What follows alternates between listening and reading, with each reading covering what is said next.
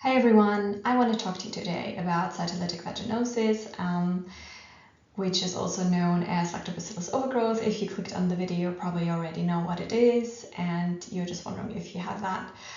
What I was aiming to do with the video is sharing my experience with it, so don't expect too much of a high quality video where comments, and I'm probably going to mispronounce a few things here and there, but I thought it was really important to just share my journey in the hope that it might help someone else.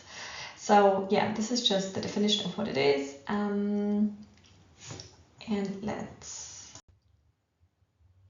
these are all the symptoms that people might experience. Starts with itchiness, or it feels like a burn. The most common symptom that really differentiates a yeast infection or bacterial infection from CV is that the symptoms worsen on the days closest to the start of the menstruation. So basically every month around the same time you get similar symptoms and you really don't know where they're coming from. This is a very typical sign that CV is at play. The current literature just says that this baths with bicarb soda are recommended. The idea is to decrease the number of lactobacilli in the vaginal flora, and by that decreasing the pH, and then by that managing the symptoms. Currently they're saying that there is no cure, just management, which obviously makes it really, really frustrating for most people who have that.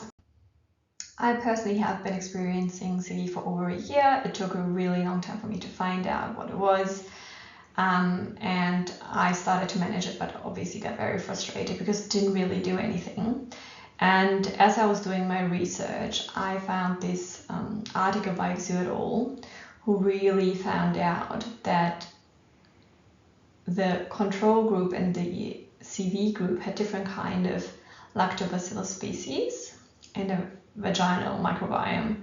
So as you can see, and have a look into the actual study to get more information, but what they found out was that people with CV have a 97.5% lactobacillus species, where L. crispatus is the main player, whereas the control groups had a more diverse lactobacillus microbiome, basically. So I was thinking, if Zhu found out that the microbiome of the vagina is not diverse enough, maybe a more diverse vaginal microbiome could solve the issue. So I looked into prebiotics, and I'm not affiliated with them in any way, but this is the one that I actually found that I thought was helpful, because it includes all the other lactobacilli that we're looking for, like L. jenseni, L. gasseri. It also has L. crispatus, but also L. johnsoni. So there are different kind of lactobacilli cultures in that prebiotic that I thought would be helpful. And yeah, so I bought that one. So then I had my individual treatment attempt. The hypothesis was, okay, increasing the diversity of lactobacilli in the vaginal microbiome will alleviate or resolve symptoms of CV. So in the first month, I took one capsule of the prebiotic after my period ended for 7 days in a row. And then in the second and third month, I took only one capsule each time when menstruation started.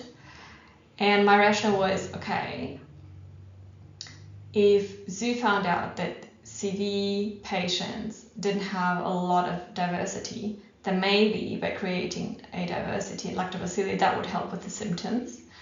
I chose the amount of time when I was taking the prebiotic because it takes approximately 5 to 7 days for the lactobacilli to move from the intestines into vaginal microbiome.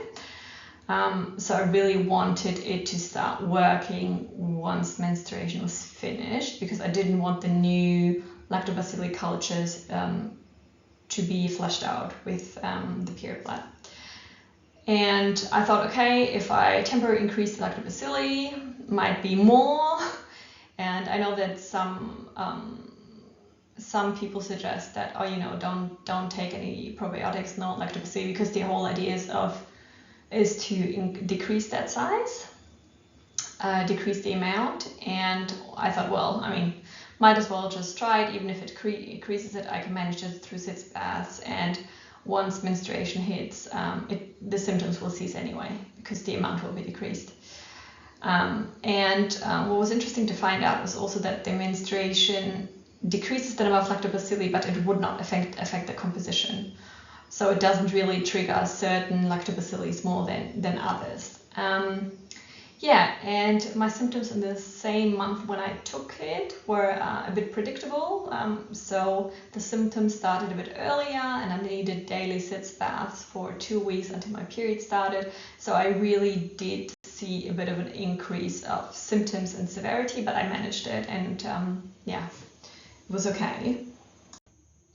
And because I was so frustrated that my GPs as well as my gynecologist didn't have a microscope at hand, I just decided to buy one myself.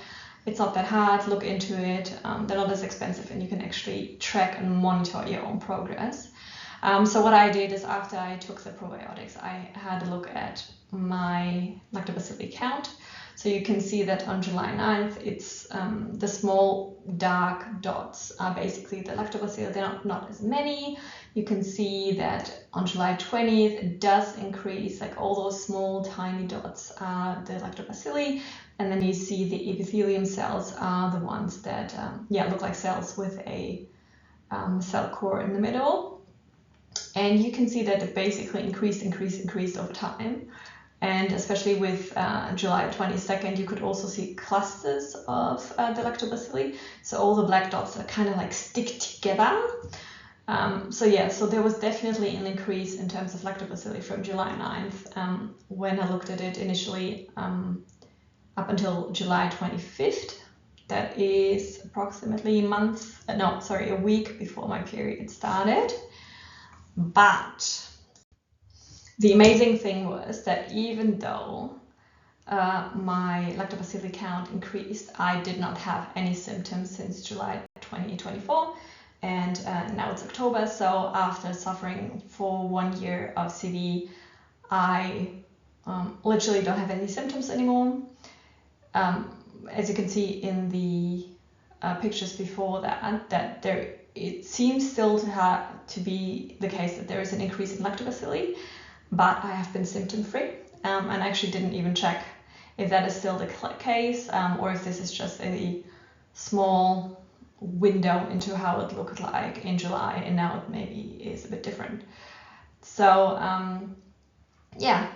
basically this is what I did, and I just want to include that obviously I'm not a doctor, and the information that I share here is based on my personal experience, and I'm just sharing this because my journey was long and annoying, and it wasn't quite helpful because the doctors and people you speak to don't really know about CV as much, and you kind of need to do your own research to figure out what to do and how to manage it. And I think giving credit to Xu et al., who actually did the research and found out that the diversity of lactobacilli seems to play a role in CV, really got me thinking of, okay, what happens if we just increase the diversity of lactobacilli? And it seems to have worked. At least it did for me. If this is something that you're experiencing, I hope this was helpful. So I thought I'd just share that one. Maybe if you want to try it, if you can identify with it and it helped you, please leave a comment. It would be great to just see if that actually helped people, and maybe it would trigger some further research so that the literature can be updated if that's something that helps people around the globe, or more individuals at least, not just me. Thank you for listening. Good luck.